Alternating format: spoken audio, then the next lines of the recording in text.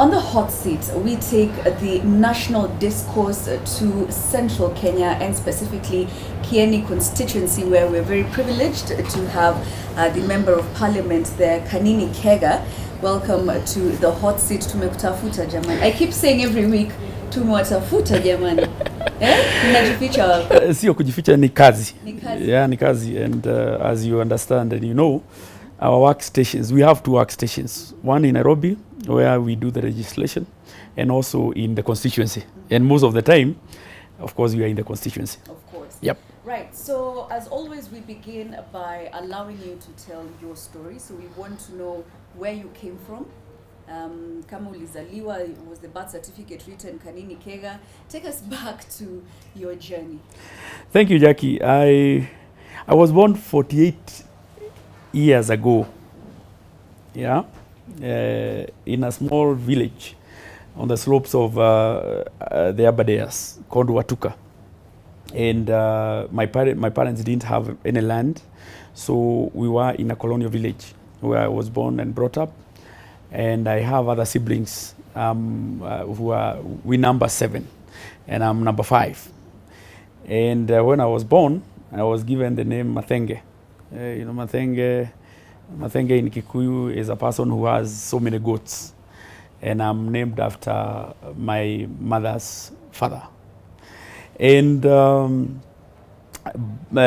in Watuka, as I said, and grew up like any other kid in a village. And I remember my early days in school. I was not even baptized up to, I think, class 4. And my late father, who is now my deceased, called Simon. So I used to go by the name Madengewa Simon up to, I think, class 4, when I was now given baptized and given the name James. So my actual names is James Mathenge. And the Kanini Kega, of course, I will give the history and how it came by. But in the lower primary, that is from nursery school to class 6, I did it in Watuka Primary School. And then later on, my parents were able to buy land in a place called Muthoini. And that is now where we moved in 1986. I remember even in 1984 when there was this drought. I remember the yellow maize and all that. We actually experienced it firsthand because we were in a village. And now we moved to Muthoine when I joined class 7, 8, and interesting enough, in that class 7 and 8, we were only 7 students, the entire stream. Yeah. 1 girl and 7 boys, Very interesting. And the school, I always remember that school because it was one huge store that of course was used to store hay by the Muzungu. But when Muzungu went, now the parents decided to convert it into a school. We were actually the first students to even do class 8 exam. And I was the only person who made it. I was number 1. So that one can tell you. In class 8, I was number 1, yeah. And I was the only person to make it to a provincial school. That time was Chiga boys. The rest, I think 3 or 4 went to other day schools. And when I joined now high school in Chiga boys, I was among the last ones, the last to be admitted. I was in class C. There was class A, B, C, and of course D. The D was the one that took care of the locality. So even when I was joining the school, my ranking was still not that high up there. Naturally, I'm a sports person, so I used to do football. I was a school goalkeeper from Form 1. Interesting enough, from Form 1. So in school, I was known as Mathenge Goru. They used to refer to me as. So I was known from Form 1. Yes. And I was residing in a dormitory called Kiboko.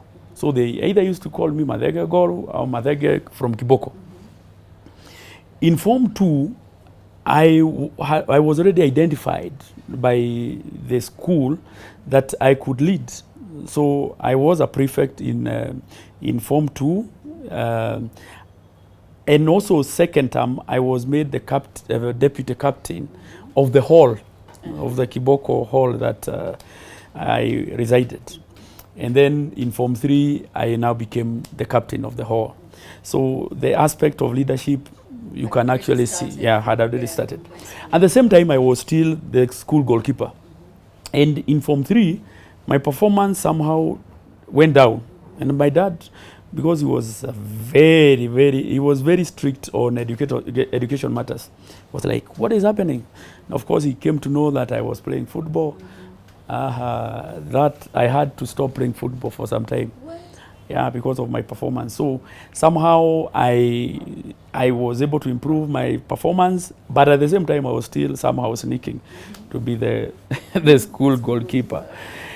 And then I did my KCSE in 1992. I don't know where you are in 1992, but that is when I did my KCSE, and I passed. And I was admitted to the University of Nairobi. The university. You know, there are only 2 universities in Kenya. The University of Nairobi and the rest. So I was admitted there. And unfortunately, you remember during that time, you not join the university immediately. So there was that period of about 2 years, which of course now you had to go back to the village, do the manual work and all that. So I went back to the village, with my parents to do the manual work. Let me cut you short. At this time, you're joining the university. What's the plan? What are you going to do?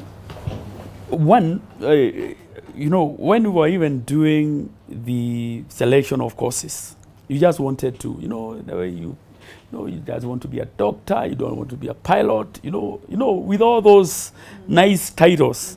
But of course, going by your marks, I was admitted to the University of Nairobi to do Bachelor of Arts. And it was upon me now to pick my area of specialization. And when I came to the University of Nairobi, the options that were given was to do one. There were the common course that we were doing, all of us. And I did history. I was very good in history. And I decided to further in that. I also did sociology, which to me has really helped me in my life. And I also did a lot of geography. But finally, in Form 3, I decided to do social work. Yeah, so I'm a trained social worker. Third year.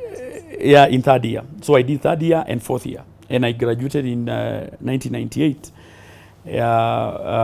with, of course, a very good degree, second class upper. Naturally, when you get first class, it means that you are not doing anything else.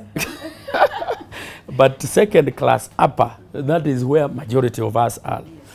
And then, of course, after the university, in the university, I also became an entrepreneur.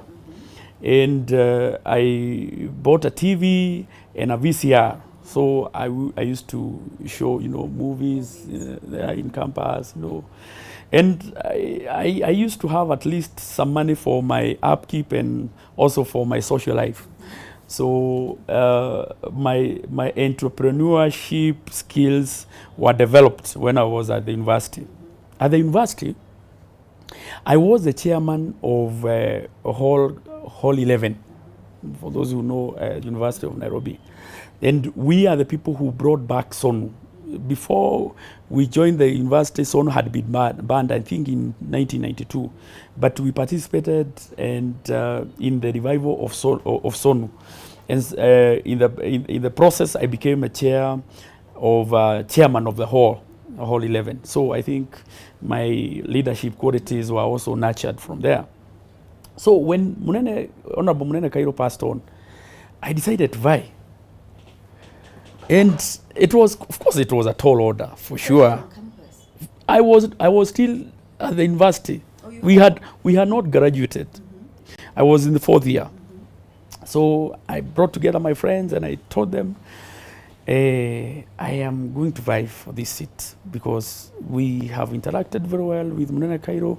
We know the issues, born and brought up in the constituency. We know most of the issues. And I have also been in this political sphere for some time.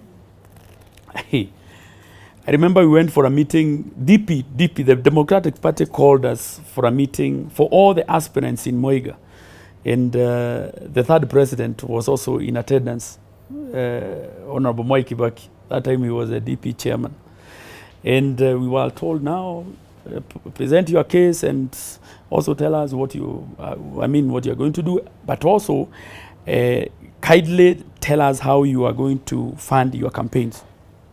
Of course, they are my naivety and say, no, use my friends in campus, we'll mobilize the team in campus to come and do campaigns. And the question of resources came. I remember saying that we have 20,000. And of course, everybody in the room were like, of course, they didn't say anything, but they were like, so, and you think you are vying for a son who sit here. So I decided to go on with the campaigns. But in the middle of the campaigns for the nominations, the Vice Chancellor, Professor Geshaga, called me to his office and told me, Mathenge, you are in your 4th year and we don't want you to disrupt your whatever. Because I had said I want to first of all postpone my exam so that I can concentrate on the campaigns. And I remember he told me, my friend, you are a very young man. You have a bright future ahead of you. Suspend this, forget about this. There are so many campaigns that will come in future and you have opportunities in future for you to venture into politics if you so wish. And I was like, no, this guy is as if he has been sent by my opponents, not for me to vie. So I decided to at least try do the posters. We did the posters of black and white. The one that you photocopy. You went to the village and my friend, there was nothing. Then the party also made up their mind, its mind, and the party said that they are backing Dr. Chris Murugaru. And that was it. Murugaru became the DP candidate, and of course he went on to clinch the position of the member of parliament for Kieni. So I went back to school, and I cleared my degree in 1998, as I told you, with second class honors, and now it was tamacking. It wasn't easy. I remember I gave a small note to my late dad that these are the things that I require for me to settle in Nairobi as I look for a job. My dad told me, your account has been closed because the moment you are through with the university, you have other siblings behind you. So basically your account is closed in terms of formal education. Now it's for you, unless you come up country, you do some farming, you get some little cash, and then you sustain yourself in Nairobi. That's the only way. And of course it was genuine because we didn't have a lot of resources at home.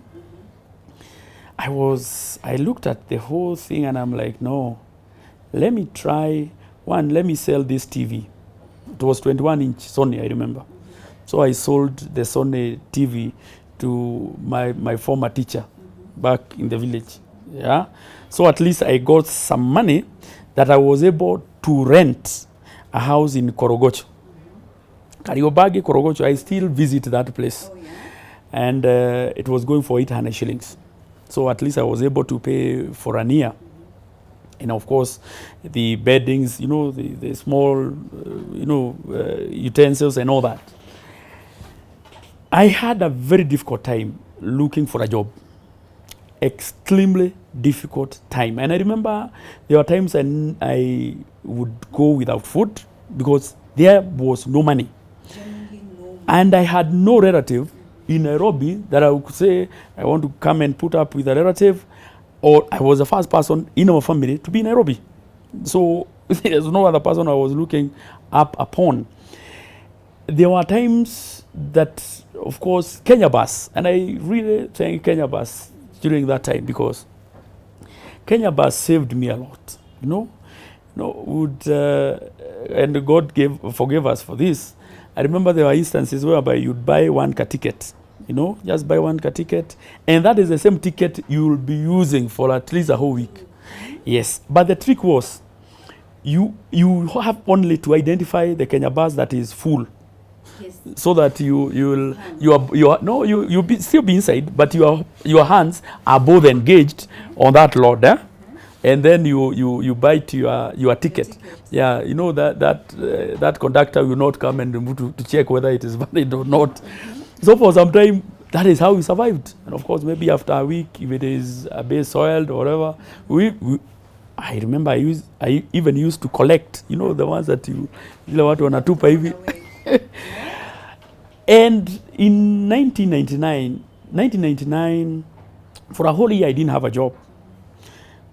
And 1999, I got a job along Gong Road. And it was for a salesperson in a solar company. And the owner was an Italian. Remember Silvio Brasino. I went for the interview. I remember the interview went round. The general manager was a Mwindi, I remember. And whatever it was through, of course, I didn't know anything about sales, but somehow I was able to answer most of the questions. After 2 weeks, I was called, and I was told that you have been selected, and you have now been confirmed that you are an employee of Kenito. The company was called Kenito, and the salary was 10,500. Of course, a lot of money at that time, and especially for a person who didn't have any other source of income. Absolutely. And I took it. But I remember the seat I sat on, somebody was sacked that day. What? Yes. So the seat was still hot. And I remember somebody has been sacked, and that is a seat that I took. So from the word go, I knew this is not somewhere you will be there for some time. No. I was there for seven months. But during that period, I was under 3 general managers. The Mwidi I got, another one came, and another one came. What? Came, gone. And I knew, of course, I had to look for greener pastures. That's how now I looked for a rival company, which was also doing now with solar, because now I was well versed with solar products. I now moved to a company called SolarGen. We went there, and together with 2 other colleagues, we established a sales department, and we were at home there. We were clearly now at home until now 2003, when now I decided no, I had enough of employment and set up my own company, also dealing in solar. And somehow that's how now I now went into proper business. The same year, 2003, is the same year I got married to my wife. The same year? Yes. So that must have been a very interesting year for you. Very eventful year. Yep. All right. So you get into business, and this now becomes your life. You've carved a niche for yourself, opened your own business, gotten married. And of course, we're going to get into that, how that changed, your life as it were at that time. But so how do you then come back and make the shift and say, wait, I remember I had some leadership skills back then. How do I use them and translate them to represent the people of Kieni? What was the transition like? In 2002, I almost vied, because that time I was employed, I had some little cash, I decided to go mashinani, but when I looked at the weather, things were not very good. Murugaro was still very strong, and I said no. In 2007, because now I had my own business, I had, established good contacts and all that, I decided to vie. That is now where the name Kanini Kega came from. Kanini Kega in Giguyu, of course, means small or young and good. Small can nice. Small can nice. And I was vying against Murugaro. Murugaro, of course, and he is my very good. Yeah. He's my very good friend. He was big. So for me, I had to pick another another description, which is different from the one who was the incumbent. And I said Kanini. Then Kega, of course, naturally, we said it's like Land Rover. You can't say lad, so you have to say Land Rover. So it's Kanini Kega. That's how now Kanini Kega came. In 2007, I vied, and I had 266 votes. In a constituency seat and 266. That one assures you that even there are some family members who do not even vote for me. Absolutely. Probably didn't even vote for you. I was only very sure of my very immediate family. And I vied to 66 votes, and I went back to business. But I had spent a lot of my money during that campaign. So by the time I went back to my business, of course, I had abandoned my business for some time to do the politics in Kieni, because it was a one-man show. Yes. I'm either in the business or in politics. Yes. So when I decided to go to politics, my business somehow collapsed. When I came back to Nairobi, my friend, I didn't have money, I didn't have capital, and I had to go back to ground zero. I remember even the office furniture that I had were auctioned. Yeah, they were auctioned. Everything was auctioned by the owner of the building. And the most interesting thing is that the auctioneer who did the auction charged a fee that was higher than the value of the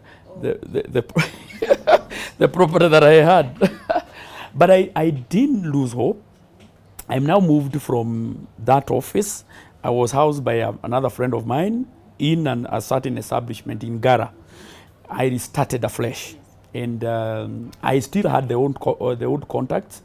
I went to the ministry, I went to NGOs. I was able, because I had built a good name, so I was able to re-establish myself. I got more tenders. I actually even got bigger tenders. I remember my first tender that I got after that business was for about 48 million shillings. The issue was, how do I even service that 48 million? It was totally impossible, because even getting performance performance guarantee was a problem. But somehow, through friends, I was able to service that. And that is that I really, really value friends, because were it not for friends, I would not have made it again, because they are the ones who stood with me, even in banks, stood surety, and I was able to service that. And from that, then I was able to now rise again, and I have never looked back. Yeah. So I found myself in 2012 saying that I'm going to vie. On a whim. I had not planned. Discussed nothing before? that I had not discussed with anybody. And even in myself, I could not even reconcile with myself, because I had said now I had gotten enough of politics, and I didn't want to be in a situation like I had found myself in 2007 after I miserably failed to clinch that seat. So I now embarked, of course, amidst a lot of resistance from my wife and my family. But somehow, when they checked my performance on the ground, now they were like, oh, no, you are doing very well. So eventually they came on board, and I vied on a TNA ticket. I got TNA ticket. That was an assurance that the general election, of course, also will now be an easy ride. And I clinched with over 70% of the votes, because that's a clear assurance that people had faith in me. Over 70% of the votes I was given by the people of Kieni for me to work for them. And for sure, we are not where we were in 2013. Mm-hmm. Yep. Absolutely. How was that, in as far as you're balancing your work, your business and your family, and now getting into politics? So once, after inauguration and whatnot, and now coming into parliament, how was that for you? In fact, the first day you walked in, how was that for you? Before the first day I came in to be sworn in, we now had a conversation now with my wife, who was still employed. And, I told her now, I will now not be in business. I will now serve the people. So for us now to be safe, kindly, can you resign from where you're working, your comfort zone, come and run the business? She was very hesitant because there is a salary that used to come every month for her, and is a good employer. For a fact, it was a good employer for her. But eventually she agreed and resigned. And then, of course, she came to the business. And she was able to do much more than I could do. I remember she was able to negotiate for better prices. She was able to get a bigger product portfolio, expanded from solar to many other things. And then when I was sworn in as a member of parliament, of course, I knew it was a huge task ahead of me. My constituency is the biggest, so to speak, in the entire Mount Kenya region. 8 wards, spanning from Mount Kenya to the Abadeas. I always make fun and tell them, this is the only constituency where the sun rises and sets in the same constituency. That's a fact. 8 wards, no infrastructure, no single kilometer of tarmac in my entire constituency, apart from the one that traverses from Nyeri to Nyahururu and from Nyeri to Nanyuki. There were no interior roads. So for me, I knew from the word go, I have to work on infrastructure. Secondly, is the issue of electricity connectivity.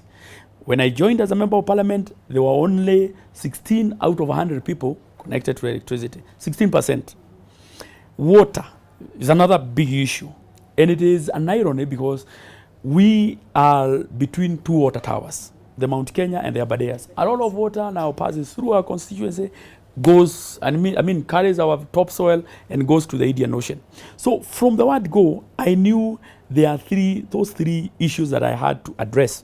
So even when I was coming to parliament, apart from doing the legislation and working on oversighting the national government, I knew I had to actually lobby for these particular projects. And I am happy that by 2017, I was able to lobby for more than 100 kilometers of tarmac. 100 kilometers of tarmac. And they were done, others in the process. And interesting enough, I am the only member of parliament who was re-elected in the entire Nyeri County. On electricity connectivity, we were at 16, now we are about 66%. I have about 34% that we are working very, very hard. On water, though water is a devolved function, we have been able to address most of the water issues that I had in my constituency. So, in a nutshell, my work was cut out, clearly cut out. It's not about just talking on the floor of the House.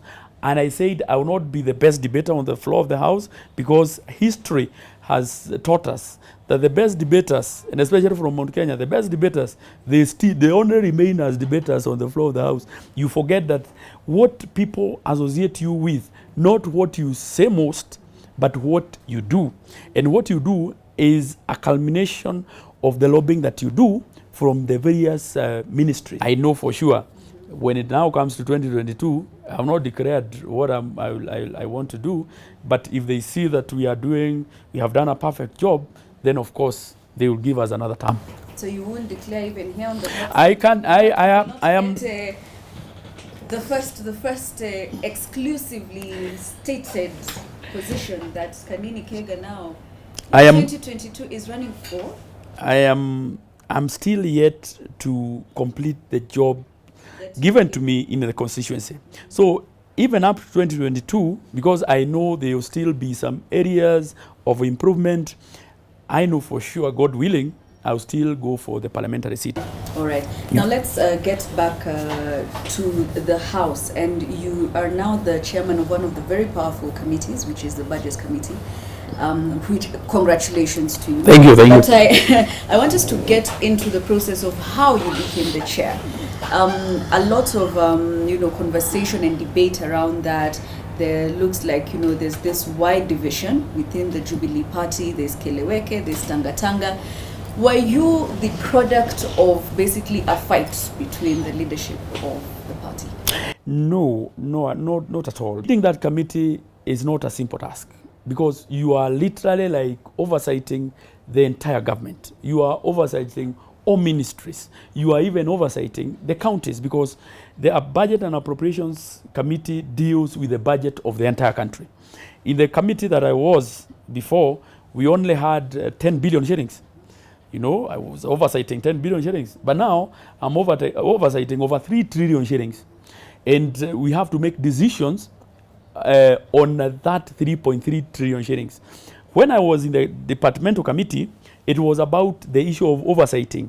The money is here, oversight. Make sure that money is prudently used. But this committee I have is, you are looking for that money. You know, you are distributing it to the various state departments, and also oversighting, making sure that money is prudently used.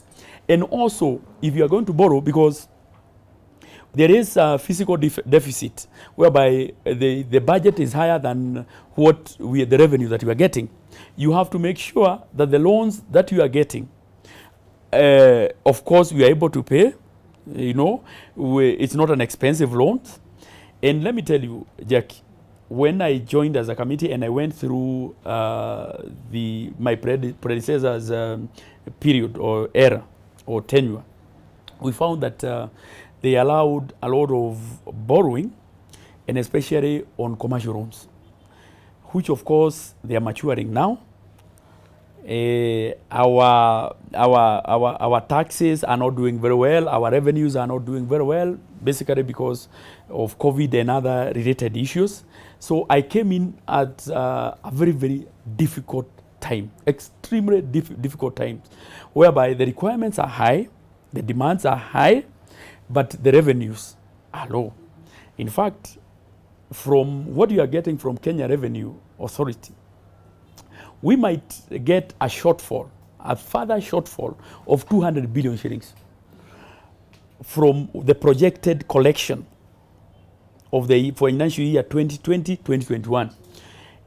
And in essence, that means you either cut on the expenditure or you borrow more.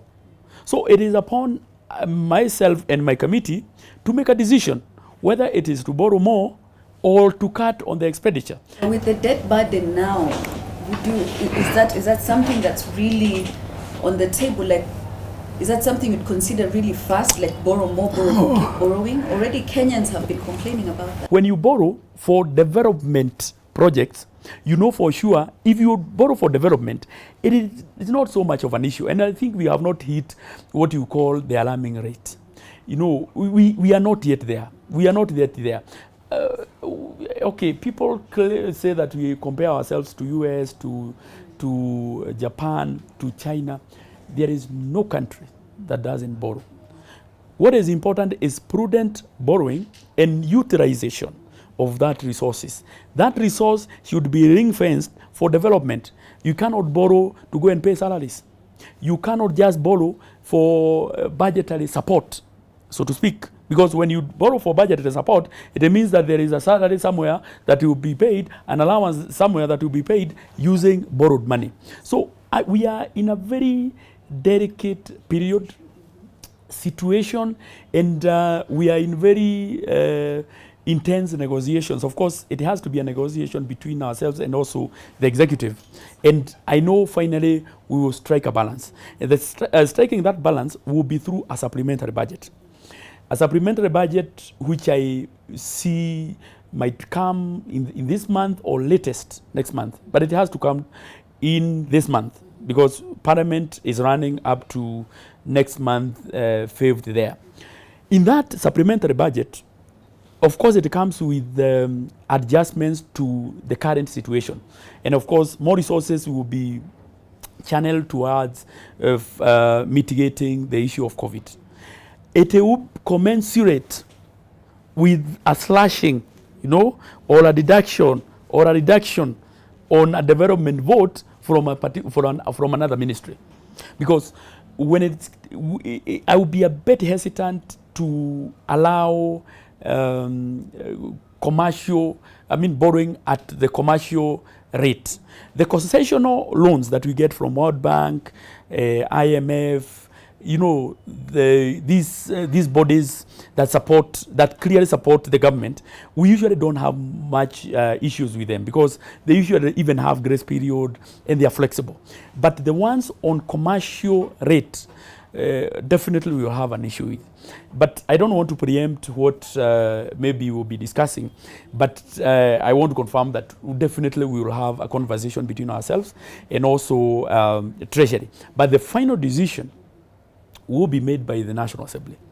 The entire House will make a final decision as to whether we are going to borrow or whether we are going to slash, you know, even critical functions that we had already appropriated for. Yep. Bearing in mind that we're also in the middle of a global pandemic, and you know the burden even felt by Kenyans and of course everyone in the entire world, how then does that come into play? I know you're talking about slashing maybe some critical functions, but what exactly have you as Parliament now brought to the table and said this is how we can mitigate these issues? We don't know when COVID is going to come to an end. We are here, we need to borrow to move forward.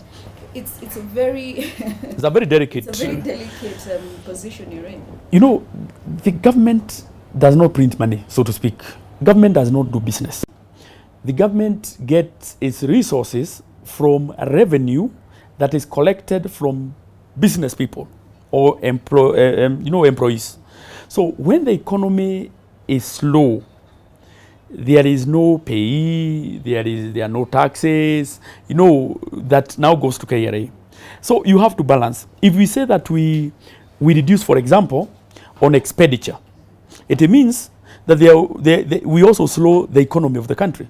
The moment you slow the economy of the country, you'll not be able to get the taxes that you want. It's like if now we slow the economy and the employees are declared redundant, it means that the employees who are paying pay as you earn, yeah, will not be able to submit that pay as you earn. Yes. So it means the net effect is that KRA will get lower collections. So it's a question, it's a very dicey thing. It's a balancing act. So there, you know, of course, there are people who would say just reduce on the spending. But remember that money that is spent, whether we are paying suppliers, whether we are paying the employees, that money eventually, because it's like a circle, eventually comes back to the government. When you pay, for example, right now we have insisted that you have to pay the pending bills. When you pay these pending bills, it means the pay as you, the corporation tax, the pay as you and the pays will be deducted and it will still come back to government. But you can say, we are not going to pay. One, that the person that you have not paid because you have said you don't have money, of course, they'll be auctioned. You know, the economy slumps. So the net effect will be detrimental to the country. So even when we say that under particular circumstances, we can be able to borrow from IMF, from World Bank, from Africa Development, you know, all those. If you are able to borrow from those concessional loans, those people who are going to give us at flexible rate, and they understand the situation that is in the country, then we will be able to go through this period. It is not an issue you can just say we are not going to borrow because you have already borrowed.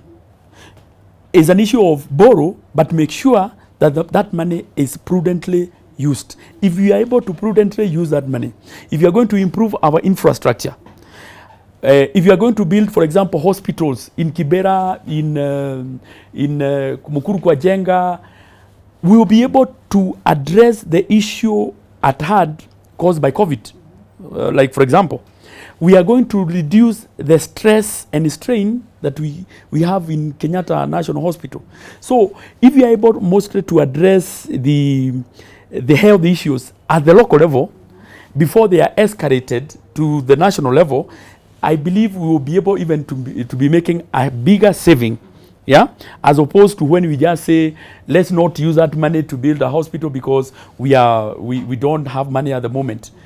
We would rather do that, yeah, borrow for the short term, but at the end of the day, we will have made a saving in the long term. All right. I want us to move to where we are now as well as a country, which is of course the BBI. Are we ready as Kenya for the BBI now? A constitution is a work in progress all the time. It's not cast in stone. So when the two principals decided to come together, you remember, because Kenyans, we forget very fast. In 2017, after the election of the 2017, the presidential election, the country was polarized, was split right down the middle. And the president said, hey, I have been sworn in as a president, and I can continue ruling this country without or in total disregard of the other half. But being magnanimous that he is, he decided to extend his hand, shook the hand of his rival, and he decided to bring him together so that we can have a national discourse. And they put the 9 point. So the 9 point is to bring the entire country together, whereby it is not a question of winner takes it all. In 2007, in 2012 and 2013 and 17, it's a question of the winner takes it all. The person who lost, Raila Odinga, with his 47 or 45%, was left out. And of course, he was actually complaining from out. And now you thought, I mean, why don't we have a situation whereby even if you lose, you are still part of the government? Not government, so to speak, but you are part of the existing structures. And that is the reason we are saying in BBI, let the person who comes in as number 2 to be the official leader of the opposition in the House. We have realized that we cannot be like America, whereby Clinton, who won on popular vote but lost on electoral college votes, decided to just go home and said enough is enough.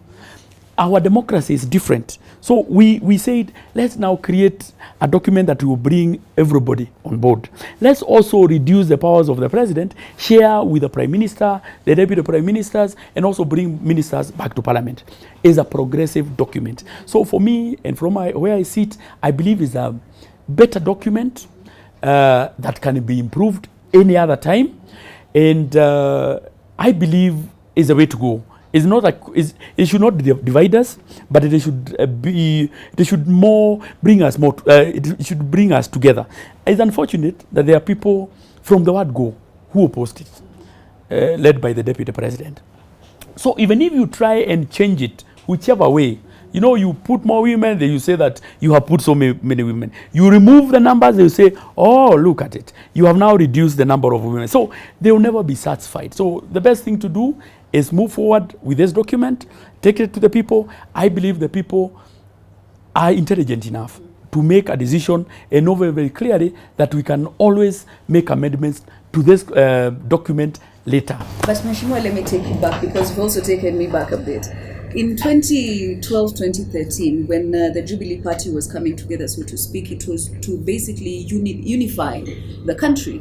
And an election is a competitive process, and that was the dream as at then. 2017, I remember during campaigns, your team, the Jubilee Party, during campaigns, quite literally on record said, people cannot come and decide they want to change the constitution so that they can award themselves some seats. Then now this appears to be exactly what is happening right after winning the election. Are you going back as a party on your word? Not so, because as they say, a wise man always changes his mind, so to speak. Only a fool doesn't change And it's not a fool who doesn't change. And it is not on the agitation of the opposition that we are changing. It is on the initiative of none other than His Excellency the President. Because he said he wants to leave a legacy, not just of infrastructure, not of buildings, not of roads, not of water, not of electricity, but a united country. As I said, the president would have just said, I have done my part, I have left the country with infrastructure, with railway, with everything. But if you don't leave the country united, the rest is vanity. So the president said, let me also, apart from what I have achieved in terms of infrastructure, let me also go a step ahead and bring the country together. Actually, it is only the deputy president, it should be put to him. It is the one who has taken a different trajectory. Because if you remember, when we joined URP and TNA, we say that we are bringing two warring tribes, so to speak, of formations, that is the Mount Kenya and the Rift Valley, that were fighting all the time after elections. So we said, never again should we fight. So that was a good idea.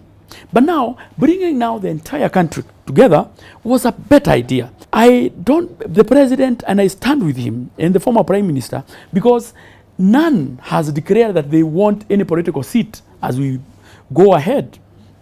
Nobody stops them from vying whatever position. It's only that the president cannot vie. In 2022, he can't, because his term it will be over by then. The constitution does not allow. And there is nowhere in BBI where we are extending his term. No, we are not. So this is a better document. It's a good idea where all of us should embrace it, because it is not a question of them versus us. But now, what the deputy president is trying to create, it is them versus us.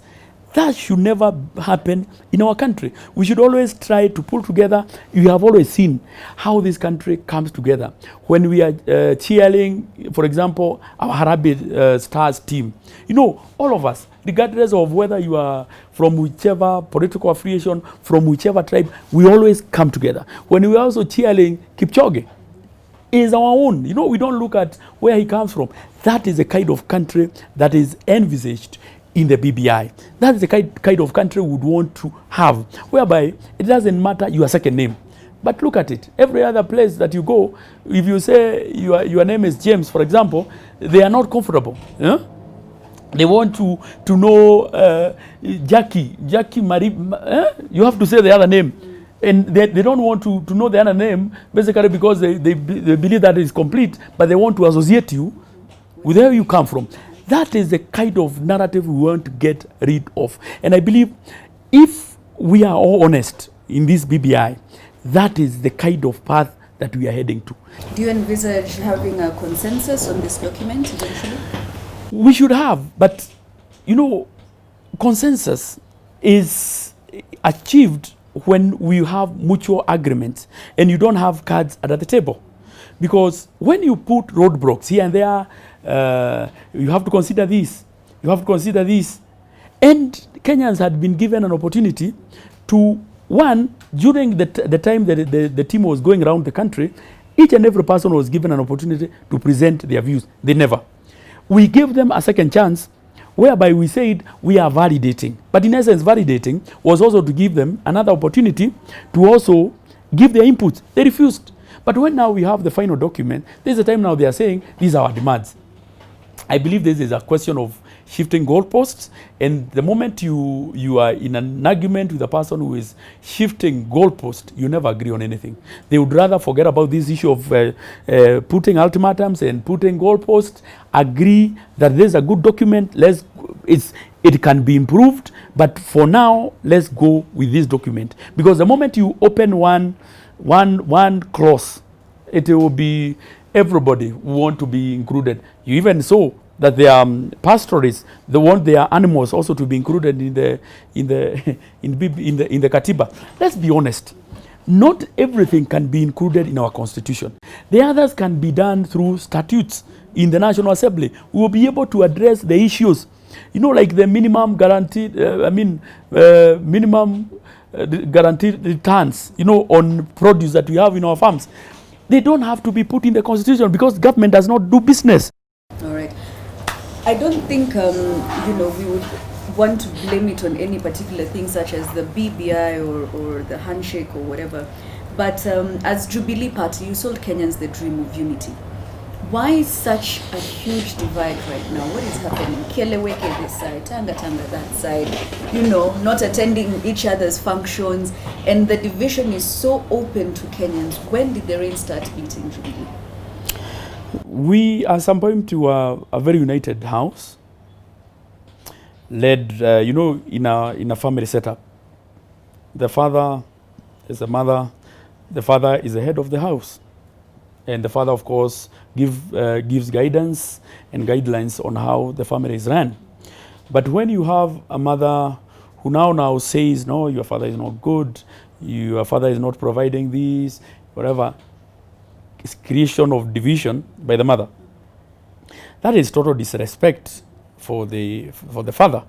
And I'm saying that analogy because I am one of those children in that home, and we have actually seen what our mother is doing, going against what our father is also doing. The president gave also an analogy, said that we are in a race whereby is the one that is a relay, you pass on the baton. And in a relay, you have to stick within your box. If you go, even if you are the fastest person, you cannot go beyond your box. Even if you are Usain Bolt, you can't. You have to stick to your box. The deputy president, who has been impatiently waiting for the baton from the president, has already started moving in the opposite direction. Instead of waiting for the baton in his box and head towards the right direction, he has already now faced backwards, and he is now heading to get the baton. Of course, you are disqualified, so to speak. Naturally, the moment you get out of your box, your team is disqualified. So, in essence, you are giving the other teams an undue advantage. But since he has not completely left his box, it's only that he is just showing that he is somehow intending to leave the box. If he behaves, then as a house, you can always talk because we are one big house. The other thing is to say that it's only a small group. I always give that practical example. In Nyeri, there are only 2 people who have decided to go astray, 2 members of parliament. In Kirinyaga, 2. In Moranga, only 2. In Kiambu, only 2. So in actual sense, that one tells you that majority of the elected leaders, starting with Mount Kenya, have followed what our president and the party leader has said, that we first of all desist from politics, focus on his agenda, we'll make a decision in 2022. It's only a few people who have become impatient, basically because they have gotten a script from the mother, decided now to go in a different direction. But I know at the end of the day, they will see the light and come back home. So there is hope at the end of the tunnel? My hope is that Jubilee should always remain united, because that is the vision of the president. That is what the president would want. Even if you are in a marriage that is not very good, the decision, the ultimate feeling of any parent is that they should be at peace. Any person, any relationship, the most ideal situation is to be at peace. But if the wife in this case decides to seek divorce and based by the behavior he has, then we'll grant it. Yeah, as the children, we will grant. We will be witnesses. Yeah, we will be witnesses. All right. We really have to wind up, but speaking of family setup, how is your work-life balance taking you? Siasa hapa? It is a huge challenge. And I always make a point. When I have an opportunity to take them to school, like now when they are in school, I always make a point, make sure that I take them to school. And when I'm also around, like today in the evening, just we have each and every one of us has a bike, so we go riding. We go riding in Karura and any other place that in that we are able to bowl. Other times I have a rural home whereby I have to take them. You know, in the rural areas we are also able to interact. But I'm telling you, is a challenge, and it really affects the children. The other day I was told, I read somewhere that the children do not remember much what you bought for them, there's, all those things, material things. They remember the instances you are with them, when you took them out, when when you are able to take them to school, when you intervened on their behalf. Those are the times those are the things and incidences that they will remember. They will not remember. You know, sometimes we are taken over by the many things that we have, and we think that buying them pizza, buying them toys will help. It won't. So I'm still trying to balance, and I also beseech them to also understand, because it's a question of understanding. It's a big family. I always say that when you are in a big family, you have to take care of both. If you don't take care of my family, of course, is a problem. I also have to take care of the constituency family, so to speak, because it's also a family. If I also don't take care of them, then you know the consequences. I'll now be taken home. So it's a dicey balancing act. And we also ask our voters sometimes to also understand, because when I am called to attend a parents' day meeting for my children, I'm the one who does. I'm the one who go for those meetings. And sometimes when kule mashinani wakisikia ati mheshimiwa didn't come because alienda mkutano ya watoto, they're like, what? So I usually tell them, even when I go up country, I tell them, these are some of the responsibilities that I don't delegate. I have to do it myself. And I usually now challenge them. If your member of parliament can find time to go and attend to, the family issues, why can't you even find time to come for a meeting? Because ordinarily, kule mashinani, the men don't come for meetings. Oh, yeah? In school. Oh, it's about 95% women who come for parents' meetings. So I tell them, if I am creating time to go for the parents' meeting, you should also create. So I change it. So that I also don't appear that I'm neglecting them at the expense. Yeah. Well, the challenge. We will pose that challenge as well to our viewers on the hot seat. And that is where we wind it up for this week. As always, thank you so much for joining us. See you next week, Sunday, 8 p.m. And God bless. Asante sana.